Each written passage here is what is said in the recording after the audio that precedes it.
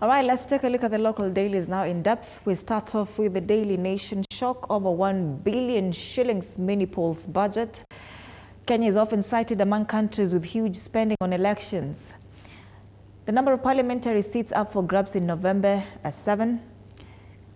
662 billion shillings is the estimated cost of 2027 general election. They say after the controversial 2017 elections, a parliamentary watchdog stated taxpayers were ripped off by the electoral agency through grossly inflated costs and shady procurement deals. Yet the poll budget continues to soar, sparking criticism. This time they say they need 1 billion shillings for the November 27 by-elections. And projected figures with a targeted 5.7 million shillings new voters, according to official documents obtained by this newspaper here. 2027, they say the estimated budget is 62 billion. 2022, it was 45 billion. 2017, it was 12 billion for the fresh election, and the original election was 40 billion shillings. 2013, 25 billion shillings, and 2010 referendum was 10 billion shillings. This story is on page 4. It's a breakdown, the cost per voter that's even more interesting. That now it will take about 2,200 shillings to allow, to facilitate one person to vote. 2,200, that's a lot of money either way. Yeah. And they draw comparison from Ghana. They say Ghana was 9 bob. 9 shillings. 9 shillings. You know, there's actually a country in Africa where they still use, is it pebbles to vote? Oh, wow. You're given a pebble, you put it, then they'll count the pebbles, and they elect a president. All right, matters election, they say prize of democracy, while local elections are high-cost affairs. An analysis here on the inside page 4 of this newspaper. The number of electoral areas whereby elections will be held on November 27 at a cost of 1 billion shillings, according to the IEBC, is 24. This high cost has ignited intense debate among Kenyans. Other stories on the front page of this newspaper: state turns to instant fines as accidents spike. Transport Cabinet Secretary Davis Chuchu says Cabinet will issue a memo to sanction system that will rely on technology to nail rogue motorists. Ukraine says it has captured Kenyan fighters allied to Russia. That's another story on page 3. On the top strip of this newspaper, teachers to join medical scheme run by SHA, and TSC wants tutors under the new health cover by December 1st. Defining weekend for Ruto and Raila parties on primaries, UDA will hold party nomination on Saturday for 2 parliamentary seats and several ward posts ahead of upcoming by-elections. On the back page, 2025 World Athletics Championships still ongoing. September 13th to September 21 in Tokyo, Japan. Job Kemboi walks unbeaten path in women's javelin.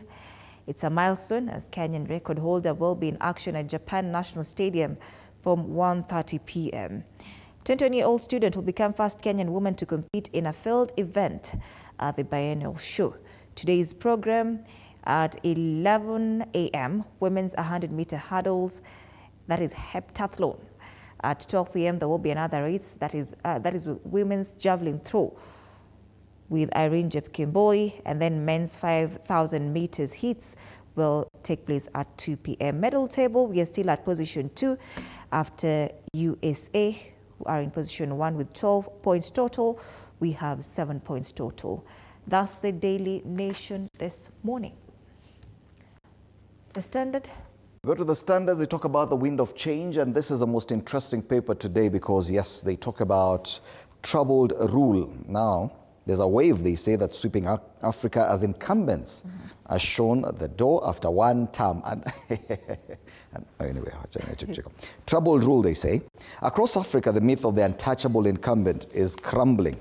From Lilongwe to Gaborone, from Dakar to Lusaka, the winds of change are sweeping away presidents who once believed elections were mere rituals. Now corruption, economic despair, and a restless youth bulge, we'll be talking to the youth today, are rewriting the rules of power. And the fall of Malawi's Lazarus Chakwera is only the latest tremor in a continent rumbling with revolt. The story is on page 4. But umeona hiyo gazeti ya Tanzania inasema nini? Chakwera na ule predecessor wake anaitwa nani? Mutharika, they've already declared victory. Kila mtu anasema ndo alishinda. Yet kuna mwingine ako mbele yao. Oh wow. Chakwera is second and Mutharika is third. But they're already declaring victory. Yet wako mwisho. So they've listed some presidents incumbents who lost elections. Mugwetsi Masisi, the former president of Botswana. Macky Sall, former president of Senegal. Nana Akufo-Addo, he was incumbent in Ghana and lost. The story is on page 4 and I know this is going to be very interesting. So losing an election in Africa for the incumbent has been a recent phenomenon and it is spreading. So there are 3 things in life that are certain: taxes, death, and an incumbent African president never losing an election. Or so it is said on the popular culture horizons. Most African countries are democracies with allowance of elections which are always flawed, rigged, and predetermined. Yes, but lately there has been a wind of change blowing across Africa. Lazarus McCarthy Chakwera could be swept away, going by the trend in the continent and in Malawi as the tallying of the votes comes to a conclusion. So they're just talking about vile incumbents, wengine hata after one term wanarushwa nje, lakini bado wanakataa kutoka pale.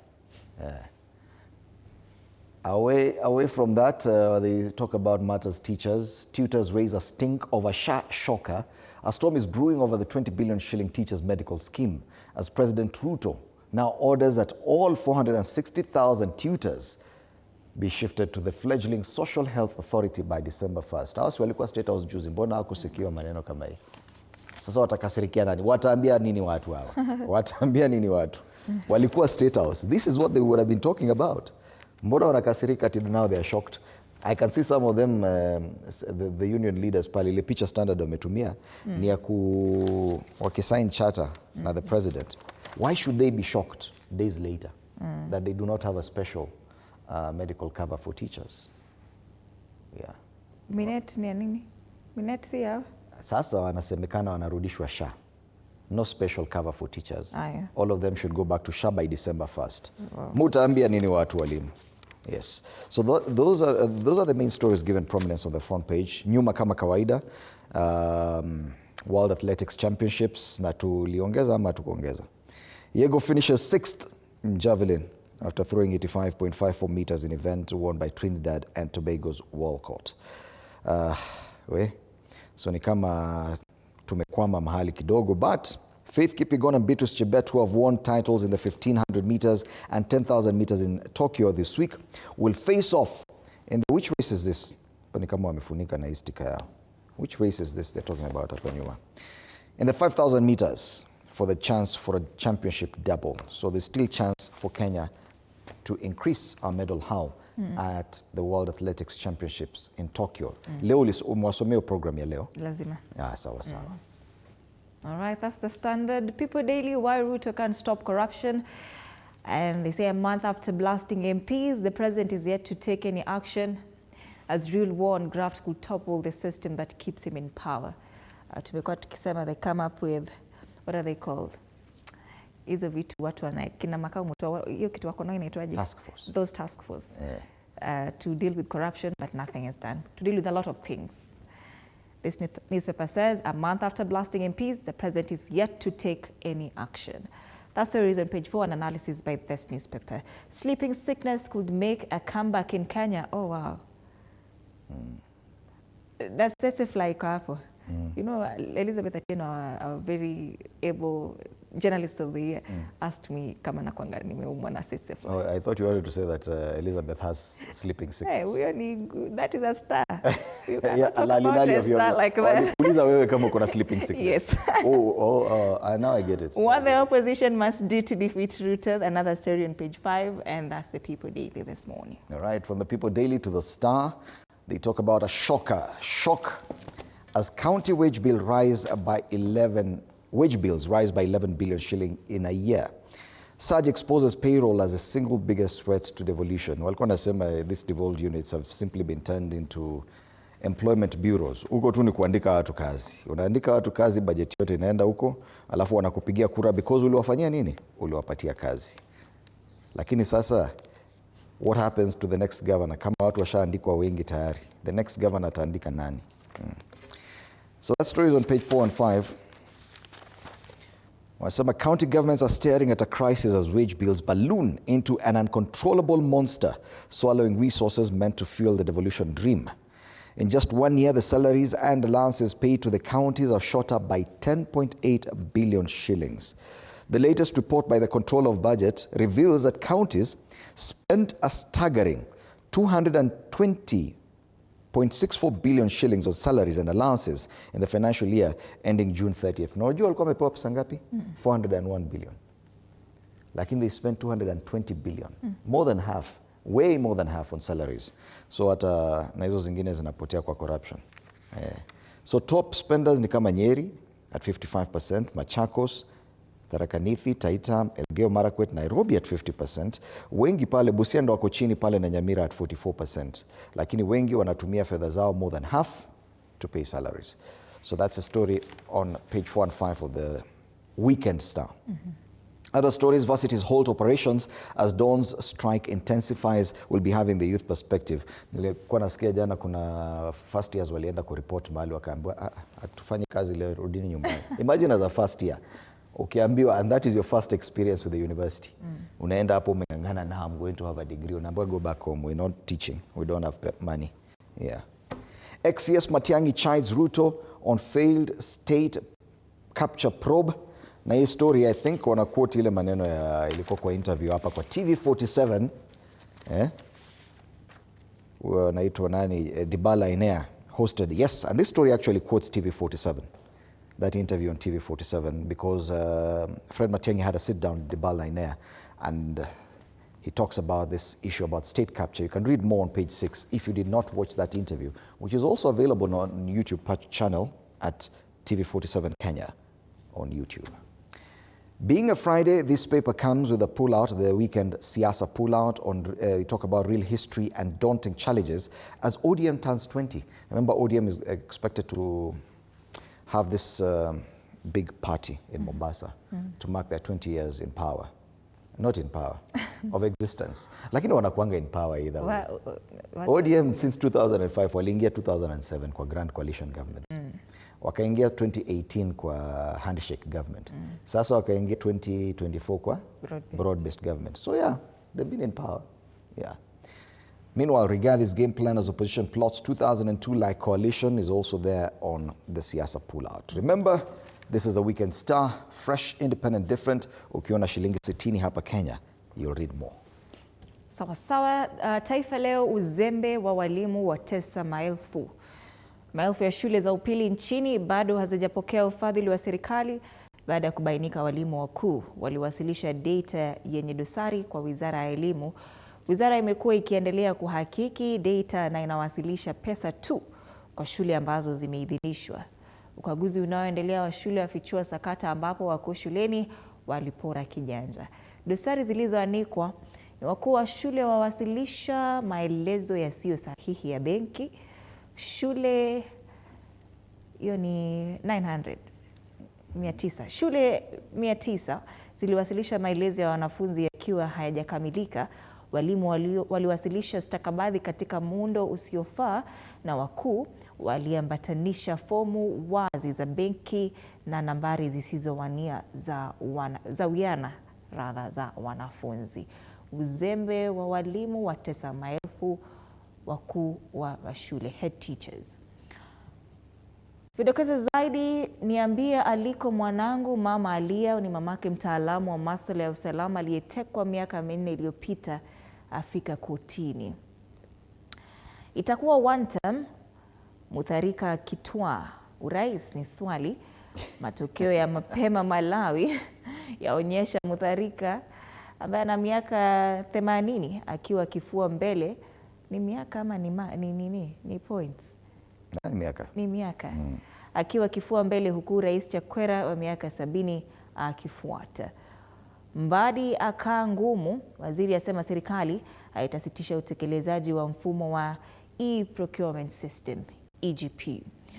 IEBC yalenga Gen Z milioni 6.5 katika usajili, asilimia 70 ya wapiga kura kuwa vijana waliotimu umri wa miaka 18 kati ya mwaka 2022 na mwaka huu. Na masuala ya spoti pale, Reds yaponea Chelsea FC ikikaangwa. Taifa Leo.